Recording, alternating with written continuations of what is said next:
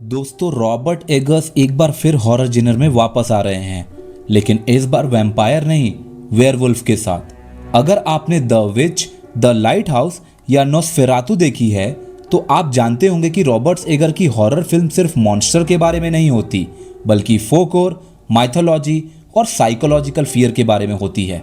और इसी वजह से वेयरवुल्फ भी पहली नज़र में ही बाकी वेयरवुल्फ मूवी जैसे द वुल्फ मैन या an American werewolf in London से काफी अलग फील होती है। यहाँ ना ओवर द टॉप एक्शन दिखाया है, ना ही मॉन्स्टर को ट्रेलर में मेन अट्रैक्शन बनाया गया है। इसके बदले हमें मेडाइवल इंग्लैंड का डार्क एटमॉस्फेयर, डिस्टर्बिंग रिचुअल्स और एक ऐसे श्राप की झलक मिलती है जो शायद सिर्फ बॉडी नहीं, इंसान की पूरी आइडेंटिटी को बदल देता है। तो चलिए ट्रेलर के हर इंपॉर्टेंट सीन को डिकोड करते हैं, हिडन डिटेल्स और थ्योरी समझते हैं और देखते हैं कि रॉबर्ट एगर्स इस बार किस तरह की हॉरर स्टोरी को लेकर आ रहे हैं, इसमें जी रहा है। इस क्रिएचर की वजह से सिर्फ गांव वाले ही नहीं, बल्कि एक आदमी और उसकी पूरी फैमिली की जिंदगी भी खतरे में आ जाती है। और ट्रेलर देखकर लगता है कि ये सिर्फ एक मॉन्स्टर हंट बिल्कुल फील नहीं होती। पुराने forest, stone villages, church, firelit interior और ऑलमोस्ट हर फ्रेम में एक अजीब सी खामोशी। ये सेटिंग हमें सीधा मेडाइवल इंग्लैंड में ले जाती है। रॉबर्ट एगर्स की फिल्म मेकिंग की सबसे बड़ी पहचान भी यही है कि वो हॉरर को जंप स्केयर से नहीं, एटमॉस्फेयर और हिस्टोरिकल ऑथेंटिसिटी से बिल्ड करते हैं। इसी वजह से ट्रेलर देखते ही लगता है कि मूवी का फोकस सिर्फ वेयरवुल्फ पर नहीं, बल्कि उस दुनिया पर होगा जहां ये श्राप लोगों के लिए एक हकीकत है। ट्रेलर की ओपनिंग में हमें फुल मून दिखाया जाता है और बैकग्राउंड में वुल्फ की आवाज सुनाई देती है। नॉर्मली वेयरवुल्फ स्टोरीज में फुल मून ट्रांसफॉर्मेशन का सिग्नल होता है, लेकिन यहाँ मून को किसी एक्शन सीक्वेंस की तरह नहीं, बल्कि एक वार्निंग की तरह प्रेजेंट किया गया है। जैसे हर बार इसके सामने आते ही कोई पुरानी बर्बादी दोबारा शुरू हो जाती हो। इसी के तुरंत बाद हम एक आदमी को देखते हैं जिसका चेहरा खून से भरा हुआ है। पहली नजर में लग सकता है कि इस पर किसी क्रिएचर ने अटैक किया है, लेकिन अगर एक्सप्रेशन ध्यान से देखो तो सिर्फ गुस्सा नहीं, डर भी नजर आता है, जैसे वो किसी और से नहीं, खुद अपने अंदर चल रहे किसी चीज से लड़ रहा हो। और ट्रेलर इसी वजह से उस कैरेक्टर को एक टिपिकल मॉन्स्टर की तरह प्रेजेंट नहीं करता, बल्कि एक ऐसे इंसान की तरह जो धीरे धीरे अपना कंट्रोल खो रहा है। इसके बाद ट्रेलर हमें पास्ट में लेकर चला जाता है। जंगल के बीच एक छोटा लड़का खड़ा है, उस जगह पर लेकर जा रहा है। और यही ट्रेलर पहला बड़ा सवाल खड़ा करता है, क्या ये किसी रिलीजियस सेरेमनी का हिस्सा है या फिर किसी पुराने रिचुअल्स की शुरुआत? ट्रेलर इसका जवाब नहीं देता, लेकिन आगे के सीन्स देखकर लगता है कि ये मोमेंट पूरी कहानी की फाउंडेशन हो सकता है। इसी सीक्वेंस के बाद ट्रेलर का एक और इम्पोर्टेंट विजुअल सामने आता है। एक अंधेरी केव, बीच में जलती हुई आग, एक क्रॉस और उसके नीचे रखी हुई इंसानी खोपड़ी। नॉर्मली क्रॉस को प्रोटेक्शन और फेथ का सिंबल माना है। उस दौर में लोग श्राप, काले जादू और शैतानी ताकतों को सिर्फ कहानी नहीं, बल्कि सच मानते थे। हो सकता है मूवी भी इसी हिस्टोरिकल माइंडसेट को फॉलो करे, जहां हॉरर सिर्फ क्रिएचर से नहीं, लोगों के बिलीफ से पैदा होता है। अब ट्रेलर का शायद सबसे इंपॉर्टेंट सीक्वेंस शुरू होता है। वो छोटा लड़का एक सर्कल के बीच खड़ा है, उसके आसपास कई लोग मौजूद हैं और फिर उसके ऊपर वुल्फ की खाल रखी जाती है। ये सीन बहुत इंटरेस्टिंग है क्योंकि ट्रेलर कहीं भी वेयरवुल्फ बाइट को इंपॉर्टेंस नहीं देता।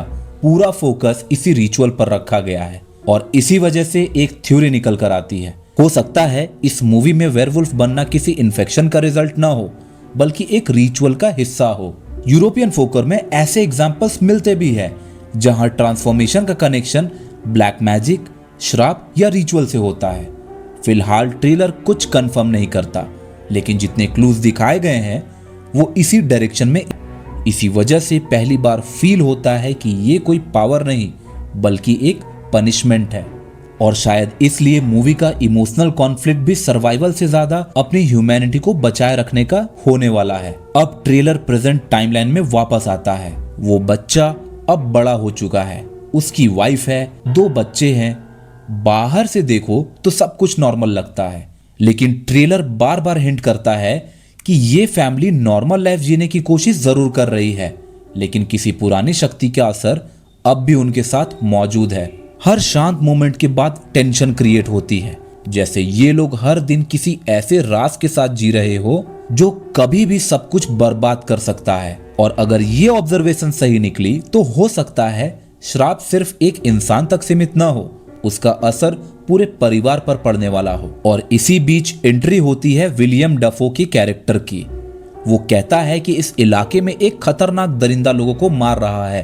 हालांकि ट्रेलर उसके बारे में ज्यादा इंफॉर्मेशन नहीं देता, लेकिन उसकी बॉडी लैंग्वेज देखकर लगता है कि वो किसी रैंडम शिकारी की तरह यहाँ नहीं आया। ऐसा फील होता है जैसे उसे पहले से पता हो कि वो किस चीज की तलाश कर रहा है।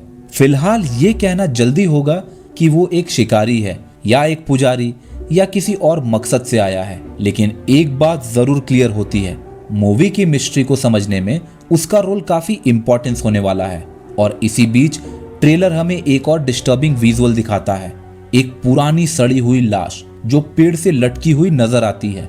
पहली नजर में ये सिर्फ हॉरर एटमॉस्फेयर क्रिएट करने के लिए रखा गया शॉट लग सकता है, लेकिन रॉबर्ट एगर्स की फिल्म मेकिंग को देखें तो उनकी फिल्म में बैकग्राउंड विजुअल्स भी अक्सर स्टोरी का हिस्सा होते हैं। इसी वजह ये सिर्फ एक इंसान की कहानी नहीं, बल्कि एक साइकिल है जो शायद कई जेनरेशन से चलती आ रही है। और इसके तुरंत बाद हम दोबारा मेन कैरेक्टर को देखते हैं। चेहरा फिर खून से भरा हुआ है, लेकिन ट्रेलर हमें ये कभी नहीं बताता कि ये खून किसका है। क्या ट्रांसफॉर्मेशन के बाद उसने किसी पर अटैक किया या किसी को बचाने की कोशिश में खुद खून से भर गया? ये मिस्ट्री मेकर्स ने अभी भी छुपा कर रखी है, और इसी वजह से ये कैरेक्टर विलन से ज्यादा एक ट्रैजिक इंसान लगता है। वहीं अगला शॉट बहुत छोटा है लेकिन काफी इफेक्टिव है।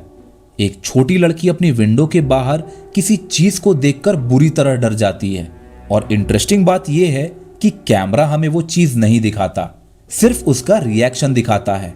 और हॉरर मूवी में ये टेक्निक काफी इफेक्टिव मानी जाती है। कई बार मॉन्स्टर को देखने से ज्यादा डर उसे देखने वाले इंसान के रिएक्शन से पैदा होता है। वेयरवुल्फ का ट्रेलर भी इसी अप्रोच को फॉलो करता हुआ नजर आ रहा है। और इसी बीच हमें एक और डायलॉग सुनाई देता है, माई साउल इज कर्स्ड। मेरे हिसाब से ये पूरे ट्रेलर की सबसे इंपॉर्टेंट लाइन हो सकती है।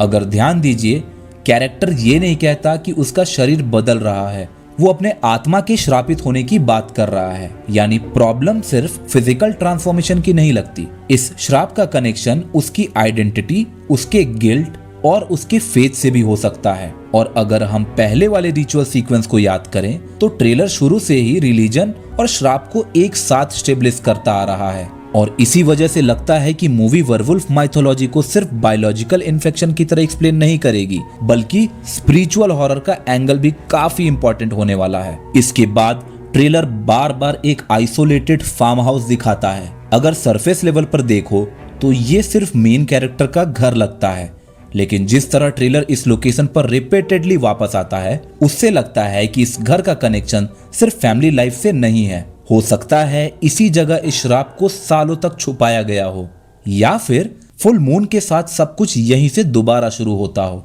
फिलहाल ये सिर्फ एक पॉसिबिलिटी है, लेकिन फार्म हाउस को ट्रेलर जितनी इंपॉर्टेंस देता है, उससे लगता है कि मूवी में इसका रोल काफी बड़ा होने वाला है। उसके बाद हमें ट्रांसफॉर्मेशन के कुछ ग्लिम्स दिखाए जाते हैं।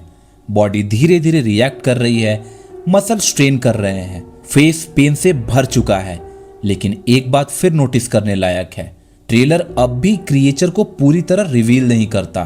कभी सिर्फ परछाई, कभी मूवमेंट और कभी आवाज। हो सकता है मेकर्स फाइनल डिजाइन को सरप्राइज के लिए बचा कर रखना चाहते हो, या फिर उनका फोकस क्रिएचर से ज्यादा उस ट्रांसफॉर्मेशन के हॉरर पर हो। इसी बीच हमें वाइफ का कैरेक्टर दोबारा नजर आता है। इस बार वो प्रोटेक्शन रिचुअल करती हुई दिखाई देती है। उसके हाथ में खून है और वो प्रेयर भी करती नजर आती है। ये सीन भी काफी इंटरेस्टिंग है, क्योंकि अब तक ट्रेलर हमें दो अलग रिचुअल्स दिखा चुका है। एक जिसने शायद श्राप की शुरुआत की, और दूसरा जो उसे रोकने की कोशिश कर रहा है। यानी इस दुनिया में डार्कनेस भी बिलीफ से जुड़ी हुई लगती है, और प्रोटेक्शन भी। इसी वजह से वाइफ का कैरेक्टर सिर्फ इमोशनल सपोर्ट नहीं लगता। हो सकता है उसे इस श्राप के बारे में बाकी सबसे ज्यादा सच्चाई पता हो।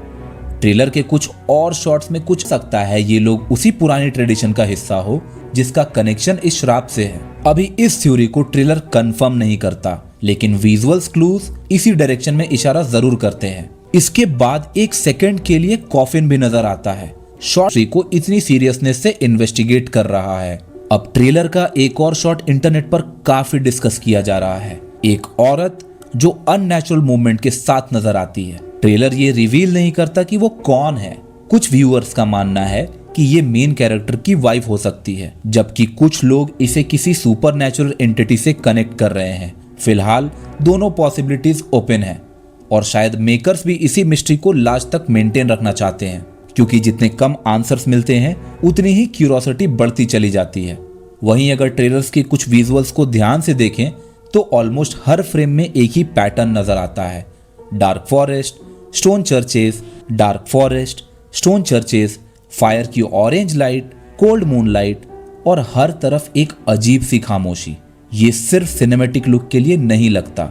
रॉबर्ट एगर्स हमेशा अपनी फिल्म में सेटिंग को भी एक कैरेक्टर की तरह ट्रीट करते हैं और इसी वजह से मेडाइवल इंग्लैंड की ये दुनिया सिर्फ बैकग्राउंड नहीं बल्कि हॉरर का एक इम्पॉर्टेंट हिस्सा बन जाती है। जितनी ऑथेंटिक ये दुनिया फील होती है उतना ही बिलीवेबल इसके अंदर होने वाला सुपरनैचुरल हॉरर लगने लगता है। यानी ये कोई अचानक शुरू हुआ श्राप नहीं बल्कि बचपन से उठाया हुआ एक बोझ है।